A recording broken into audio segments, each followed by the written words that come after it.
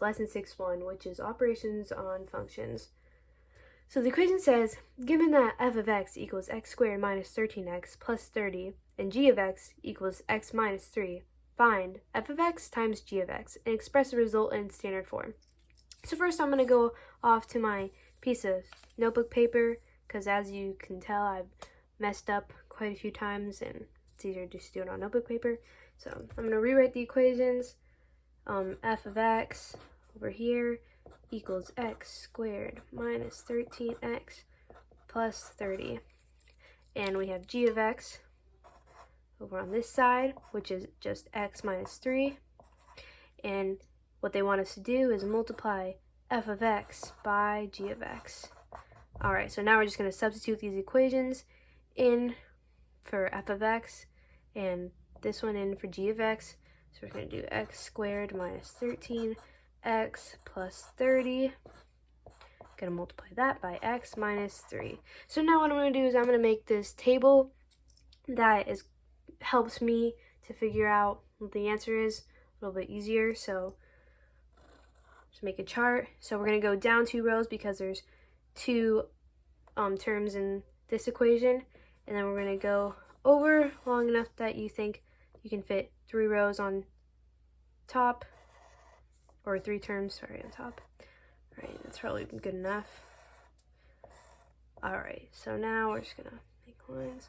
Alright, perfect. So now I'm gonna put these 2 terms on the left hand side, so x and negative 3, and we're gonna put these 3 terms up at the top, x squared minus 13x plus 30.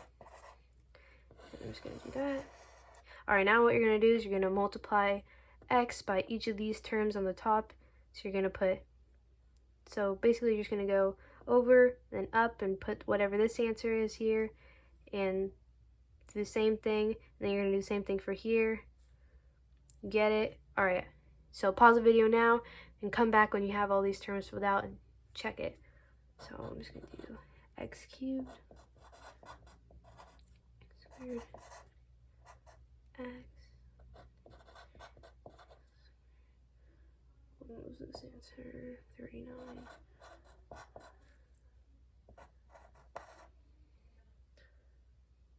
Alright, so now, wait a minute.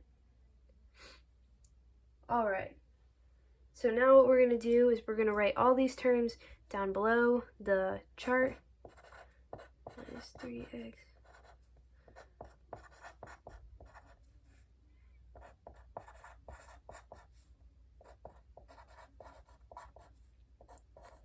Alright, now what we're going to do is add all the like terms together and come back when you've done that.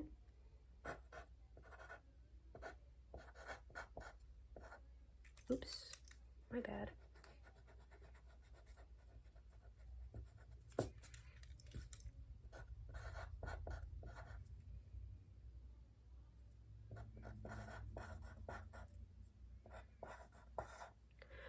Alright, you should have ended up with this equation.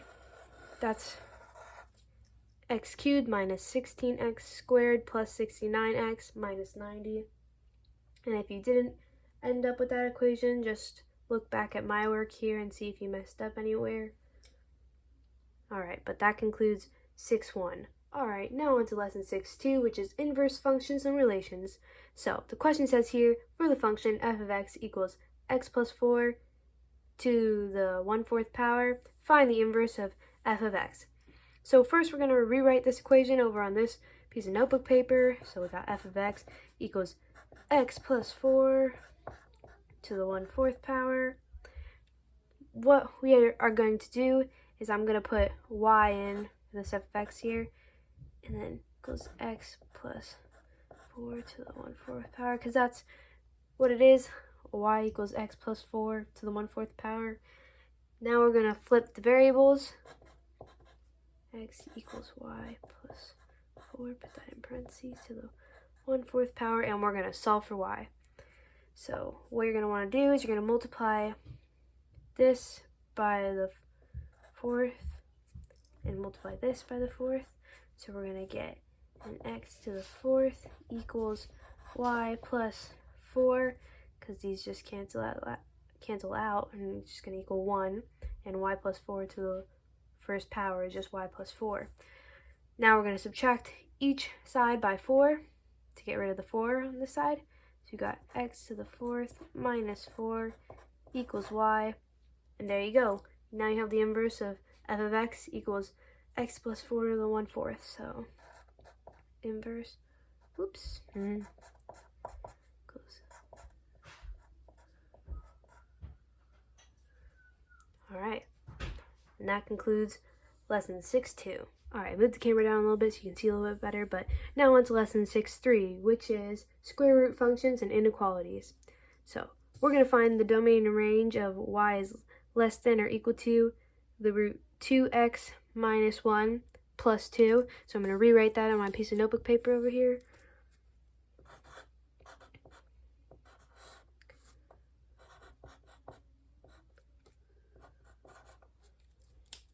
Alright, so first we're going to find the domain. By finding the domain, we're just going to set the radicand to 0.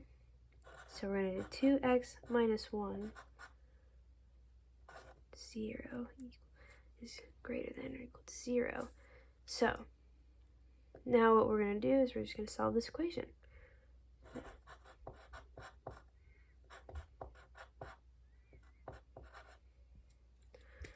And now you get x is greater than or equal to 1/2. So that is your domain. Domain is x is greater than or equal to 1/2. Now for the range. For the range, you're just going to substitute what you got here in for x, and you're going to solve the whole equation. So if you do that, if you do 2 times 1/2 minus 1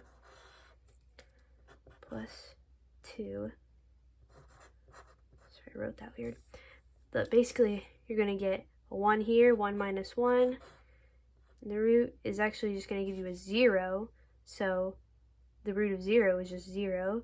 So you're going to do 0 plus 2, which is 2. So y is less than or equal to 2. So that's your range. Easy. Alright, that's your answers. Domain and range. Alright, now on to lesson 6-4, which is the nth roots and rational exponents. We're going to simplify the expression cube root of x to the 33rd power. I already wrote it over here, save some time, but what you can do is you can divide this exponent by the cube root, so 33 divided by 3, because it comes out evenly, which is 11. So we're going to get x to the 11th power for this. If you didn't understand that, then just look over here. So we have x 33 times. I wrote it 33 times. And it wants us to get groups of 3. So we're going to find groups of 3.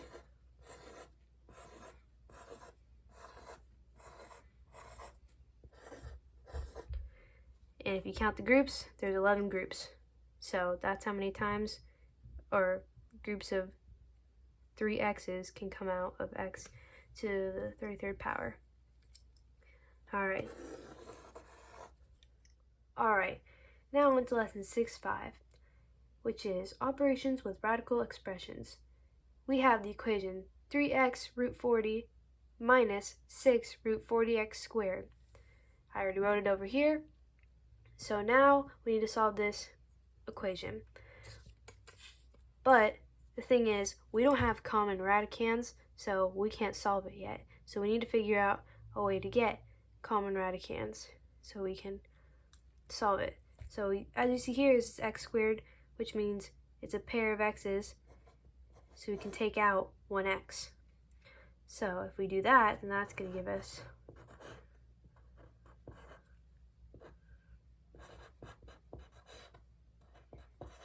it's 3x root 40 minus 6x root 40. So we're just going to subtract those by each other. That's going to give us a negative 3x root 40. But wait, you're not done yet. You still can simplify 40 further. If you look, 40 is a 4 and a 10. 4, there's a pair of 2's, so you can take out a 2 there. 10, it's a 2 and a 5, can't really do anything there. So take out a 2, if you multiply 2 by negative 3x, you're going to get negative 6x, and then in the radicand is going to be 10. Alright, now on to lesson 6.6. We have two problems here, one that says 64 to the 1/3 power, and the second problem says 9 to the 1/2 power. Alright, I wrote over here kind of an example. I already did the first one, 64 to the 1/3. If you see, 64 is what's going to go under the radicand, and the numerator of the exponent is also going to go in the radicand, and the denominator is actually what you're rooting it by. So the cube root of 64 to the 1st power. If you want, you can pause the video and try this one by yourself, but I'm going to do it. So,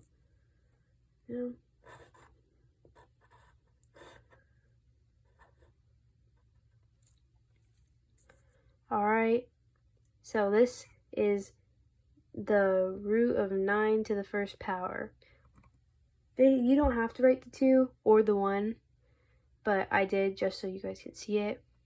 But yeah, that concludes lesson 6.6. Alright, now on to the last lesson of the day, which is lesson 6.7, solving radical equations and inequalities. For the equation, we have root 3x plus 13 plus 5 equals 10. I rewrote it over here so you can see. So now we're just going to solve it. First, we're going to subtract both sides by 5. So if we subtract it by 5, we're just going to get root 3x plus 13 equals 5. And then we're going to, because we have to get rid of this square root symbol, so we're going to square both sides. So that's going to give you a 25. That's going to get rid of this square root symbol and just be 3x plus 13. So now we're just going to subtract each side by 13. 3x. It's going to leave us with a 3x on this side.